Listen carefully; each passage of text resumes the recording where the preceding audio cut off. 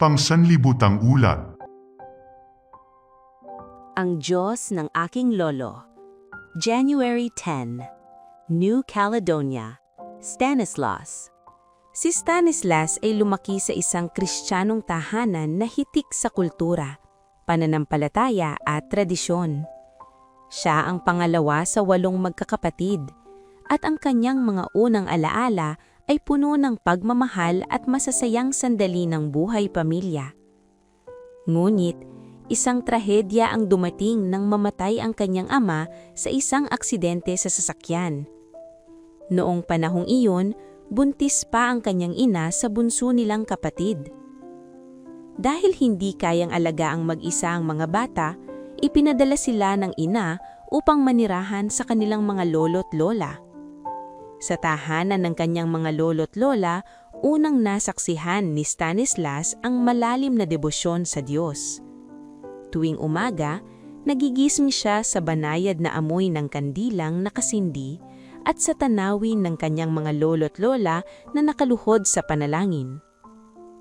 Ang kanyang lolo, isang tapat na manggagawa ng iglesia, ay inialay ang buong buhay sa paglilingkod sa Diyos. Ngunit kahit bata pa, nagsimulang magtanong si Stanislas, "Kung mabuti ang Diyos, bakit magdurusa ang aking lolo na labis namang nagmamahal sa kanya?" Ang tahimik na pagdududang iyon ay patuloy na lumaki habang siya'y nagkakaedad. Pagsapit ng kanyang pagbibinata, tuluyan na siyang napalayo sa kanyang pinagmulan. Nagsimula siya sa paninigarilyo, tapos pag-iinom ng alak, hanggang sa nauwi sa pagnanakaw. Ang maliliit na paghihimagsik ay humantong sa mapanganib na buhay ng krimen, pagnanakaw sa bahay, carnapping at pagtutulak ng bawal na gamot. Tinuruan siya ng lansangan ng ibang tuntunin, na taning ang malalakas lamang ang nabubuhay. Isang gabi, habang lasing at nagmamaneho ng ninakaw na kotse, bigla siyang nakarinig ng isang tinig sa kanyang puso. "Ano ang ginagawa mo? Ganito ba ang gusto mong kahinatnan ng iyong buhay?" Nayanig siya. Alam niyang hindi na siya maaaring magpatuloy sa ganoong pamumuhay. Kinaumagahan, nagpasya siyang talikuran ng krimen at magsimulang muli. Kaya bumalik siya sa kanilang bayan upang muling itayo ang kanyang buhay.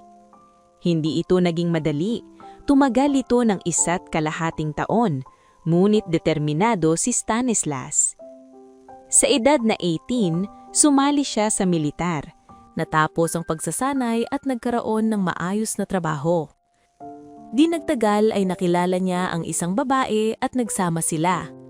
Nagkaroon sila ng 2 anak at sa una ay maayos ang lahat.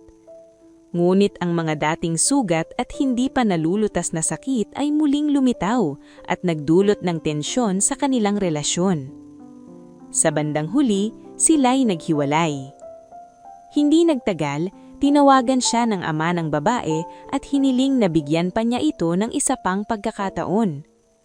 Pumayag si Stanislas, kahit hindi niya alam kung ano ang mangyayari. Lubaki ang asawa ni Stanislas sa Adventist family. Bagamat matagal na siyang hindi nagsisimba, araw-araw pa rin siyang nagbabasa ng Biblia. Isang araw, sinabi nito kay Stanislas, "Gusto kong bumalik sa church." Sumagot si Stanislas, "Bakit hindi? Nasubukan ko na ang lahat, baka panahon na para subukan si Jesus." Nagsimulang magsimba tuwing Sabat ang asawa ni Stanislas, mantalang si Stanislas naman ay nagsisimba tuwing Linggo. Minsan ay sumasama ang babae sa kanya, ngunit si Stanislas ay ayaw sumama sa Adventist Church. Gayunman, napansin niya na may nagbago sa kanyang asawa. Mas kalmado at mas masaya na ang kanyang asawa. May kapayapaan na hindi niya maipaliwanag.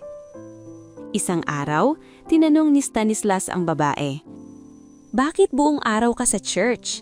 Sa amin ay 2 oras lang." Ngumiti ang asawa at sinabi, "Sumama ka sa akin at maiintindihan mo." Pumayag si Stanislas, at ang unang Sabat niya sa Adventist Church na yun ay naging turning point. Ang mensahe ng sermon ay kumilos sa kanyang puso sa isang paraang hindi niya inaasahan. Hindi pa niya lubusang nauunawaan si Jesus, ngunit may gumising sa kanyang kalooban. Inanyayahan siya ng pastor na magsimula ng Bible study. Tinanggap niya ito. Sa kanyang pag-aaral ng Biblia, unti-unti niyang natagpuan ang mga sagot sa mga tanong na bumabagabag sa kanya mula pa pagkabata. Ang larawan ng Diyos na nasira dahil sa pagdududa ay unti-unting gumaling. Napagtanto niya na ang tinig na narinig niya noon sa ninakaw na kotse ay muling nakikipag-usap sa kanya. Ngunit ngayon ay sa pamamagitan na ng Biblia. Isang gabi, matapos ang Bible study, sinabi niya sa kanyang asawa, "Sa tingin ko, may pananampalataya na ako ngayon. Naiintindihan ko na kung ano ang ibig sabihin ng maniwala." Hindi nagtagal, sila ay ikinasal at magkasamang nabautismuhan. Pagkalipas ng 2 taon, nag-enroll si Stanislas sa Adventist University sa Fiji at nagtapos ng kursong theology. Sa kasalukuyan, siya ay naglilingkod bilang pastor sa New Caledonia, sa parehong isla kung saan nagsimula ang kanyang paglalakbay. Ngunit ngayon ay naglilingkod na siya sa Diyos ng kanyang lolo, hindi na dahil sa tradisyon, kundi dahil sa matibay na paniniwala, pag-ibig at personal na relasyon kay Jesus. Ang ating 13th Sabbath offering na kilala rin bilang Quarterly Mission Project Offering ay magkakaroon ng walang hanggang epekto sa buhay ng mga taong tulad ni Pastor Stanislas Wenegui.